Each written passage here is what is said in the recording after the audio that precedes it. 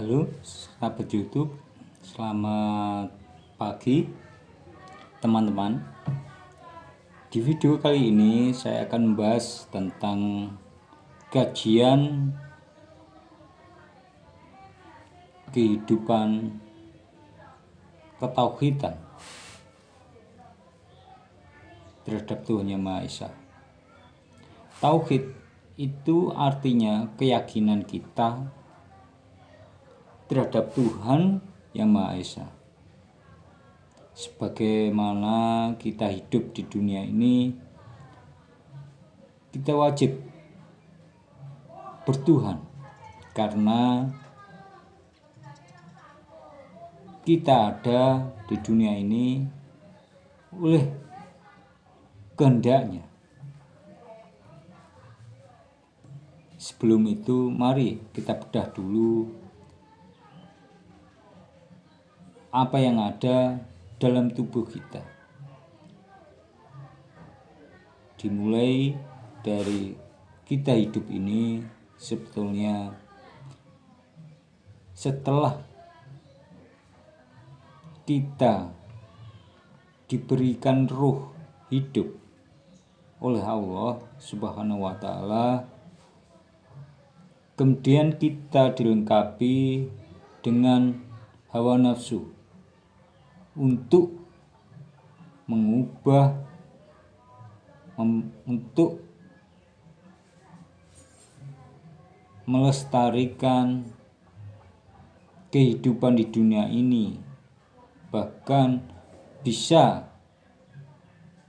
untuk merubah hal yang bersifat jahat pun.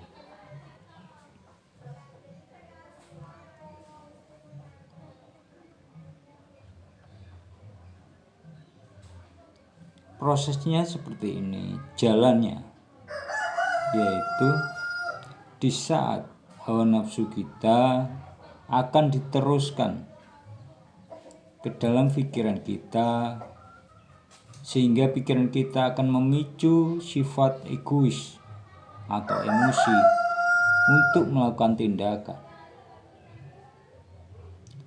Egois atau emosi tiap manusia berbeda-beda tergantung dari hawa nafsu yang mana yang cenderung lebih ditonjolkan. Oleh karena itu, bisa membentuk sifat dan karakter manusia itu sendiri. Jadi, sifat dan karakter manusia itu dibentuk berdasarkan yang lebih dominan hawa nafsu yang mana. Hawa nafsu itu macamnya ada 4 dalam kehidupan manusia ini. Yang pertama adalah mutmainah, warnanya putih, sifatnya sabar, bersyukur, sholat, sembahyang, zikir, pengajian, dan lain sebagainya. Kemudian hawa nafsu yang kedua yaitu awwamah, yaitu meliputi kita makan, kita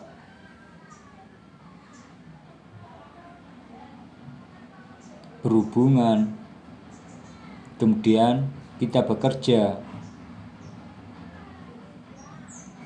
dan lain sebagainya. Kemudian yang ketiga adalah nafsu subiyah.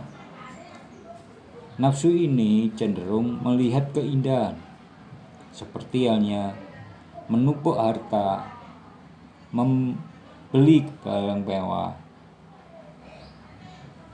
membeli kemewahan, perhiasan, permata, dan lain sebagainya.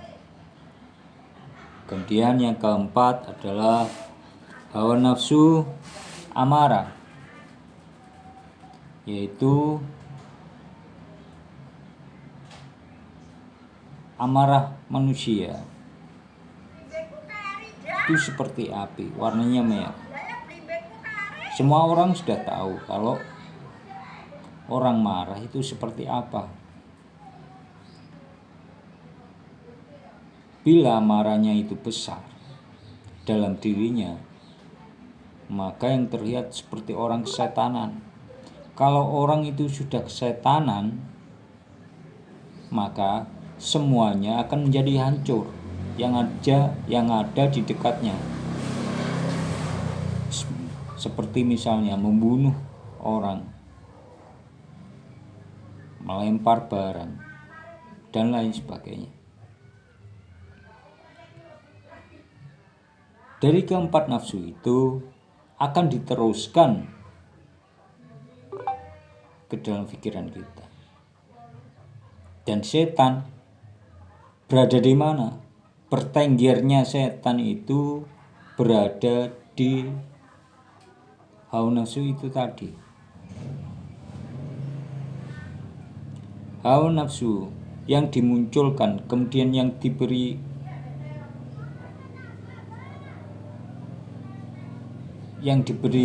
dibesarkan oleh setan akan menimbulkan egois, amarah, sifatnya merusak cenderungnya. Berpikirnya menjadi iri, dengki, kesombongan, kecongkakan, dan lain sebagainya. Oleh karena itu, teman-teman, mari kita selalu senantiasa melihat hati kita, pikiran kita, arahnya kemana. Kalau berpikirnya kita itu tidak baik, jelas tentu itu pikiran dari setan yang telah membujuk manusia. Hati kita yang mendendam itu pun berasal dari setan. Kita semua tahu bahwa manusia ini hanyalah boneka. Kita seperti wayang hidup yang kalau disuruh ke utara oleh dalangnya, ya kita pergi ke utara. Ke selatan, kita ke selatan.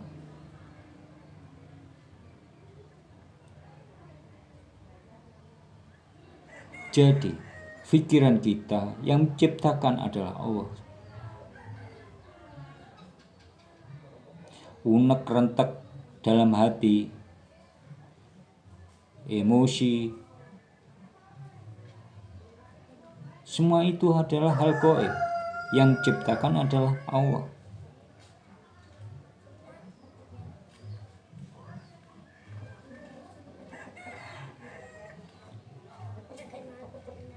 Jadi kita harus berhati-hati. Jangan sampai pikiran kita ditenggeri oleh setan. Karena akan berakibat, akan berdampak merugikan orang lain. Merugikan, berdampak pada sifat kita menjadi tidak baik. Kita hidup di dunia ini tujuannya untuk apa? Tujuannya hanya untuk Allah. Kita kembali kepadanya, menjadi orang yang baik. Dalam hati kita harus kita tanamkan supaya kita selalu menjadi orang yang baik. Itu bagaimana caranya? Semua orang yang baik, semua orang sudah tahu hal-hal baik dan tidak. Kita tidak perlu membahas itu. Hanya orang yang mau berpikir dan mau mencerna, memahami kehidupan ini yang bisa membawa ketauhidan yang lebih besar, yang lebih tinggi. Orang yang mau berpikir yang bagaimana, memahaminya seperti apa. Orang yang mau berpikir adalah orang yang mau berbicara atau bertindak, selalu berpikir tentang manfaatnya nanti. Apakah itu berguna untuk kedepannya ataukah tidak? Jadi,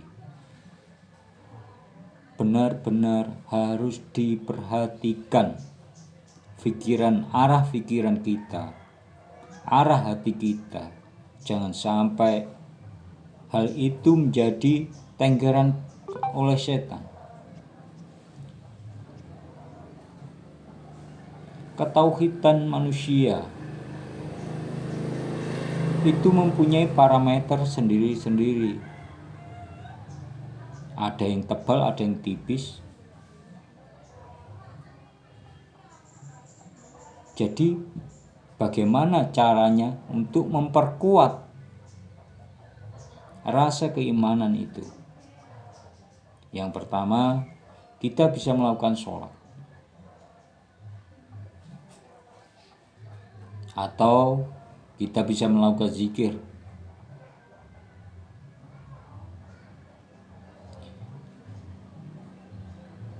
Tapi hal itu tidak sepenuhnya bisa meningkatkan ketakwaan kita. Yang paling penting adalah memahami jalan pikiranmu dan hati kamu. Jangan sampai membuat kerusakan. Percayakan kepada sifat yang baik itu, sifat yang diridhoi oleh Allah. Jangan sampai pikiran yang jelek.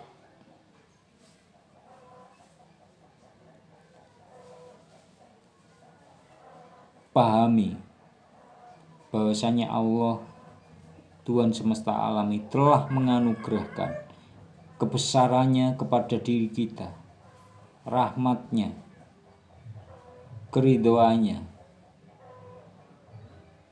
nikmat yang wajib kita syukuri untuk bisa mencapai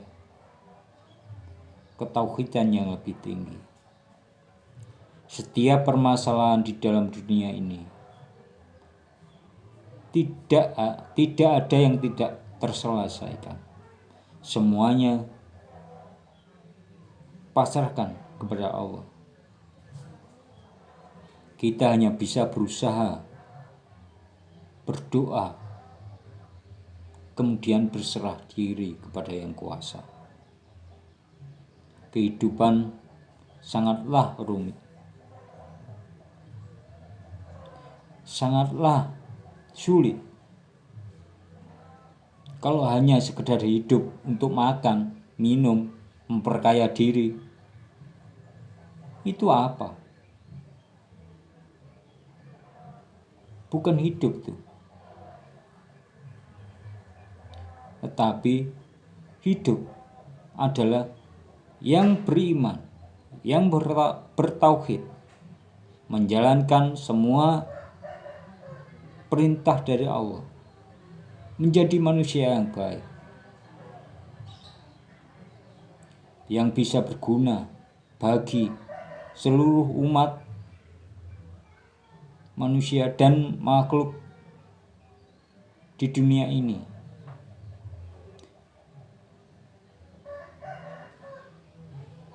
Jadi sangat jelas bahwa ketauhidan seseorang tergantung dari sifat dan perilaku seseorang itu sendiri-sendiri. Dari situ kita bisa menilai parameter keimanan seseorang. Apakah orang itu mempunyai keimanan yang tebal ataupun tidak. kita koreksi diri kita sendiri. Apakah keimanan kita sudah mencapai 50% ke atas ataukah 50% ke bawah? Ketauhidan memang sangat sulit. Terkadang manusia melihat kemewahan dunia itu pun dia kagum, mengagung-agungkan sama umat. Seperti halnya hal-hal yang di luar nalar manusia. Dia merasa kagum. Hal itu yang bisa menyebabkan diri kita lalai bahwasanya keanehan ataupun kelebihan pada diri seseorang itu hanya karena Allah.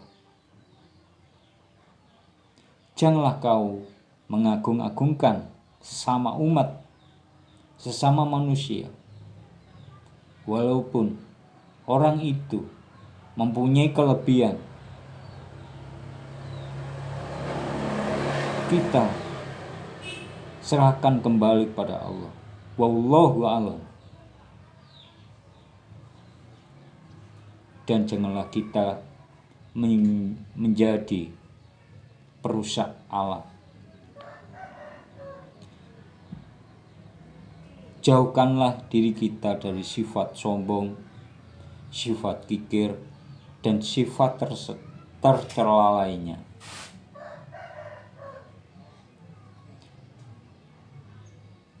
Agar supaya keimanan kita selalu tetap terjaga.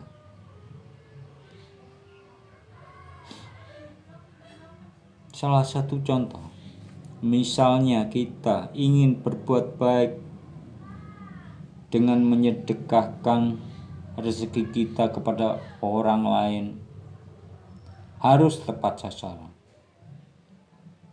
kepada fakir miskin. Tujuan yang pertama kita dalam hati sudah mendapatkan keridhaan dari Allah, bahwasanya kita mau bersedekah. Akan tetapi setan akan menjadi tidak terima jika hal itu dilaksanakan. Maka dia akan berupaya menggoda kita sampai kita tergoda.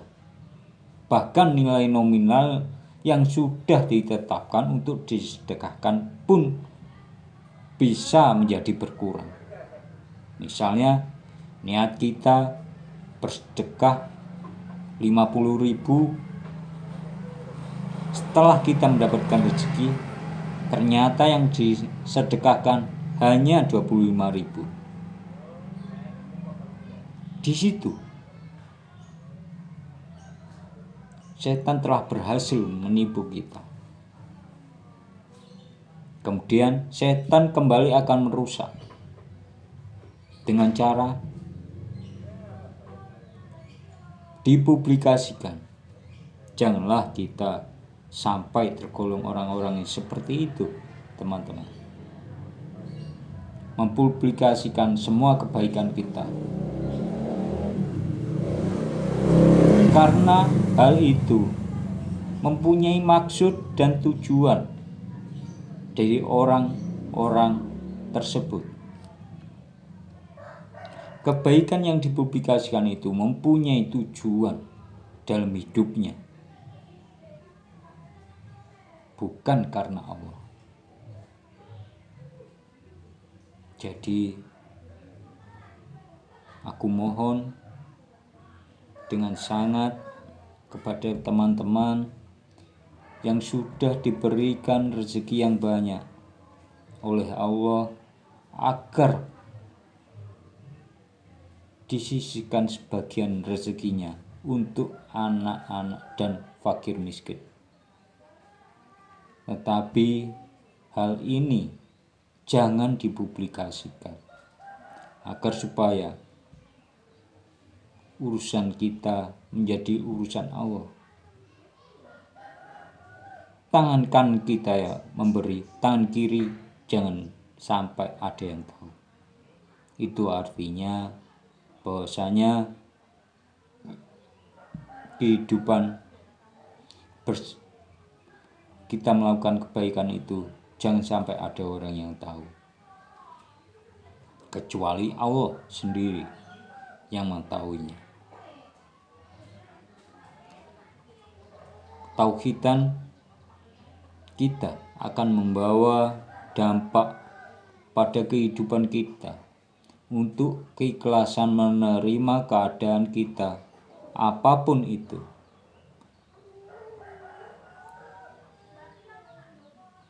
Jangan menyalahkan diri sendiri, jangan menyalahkan nasib, jangan menyalahkan takdir. Kita jalani dengan ikhlas dan penuh makna, dengan keimanan dan ketauhidan yang kuat, agar kita selalu dalam lindungannya.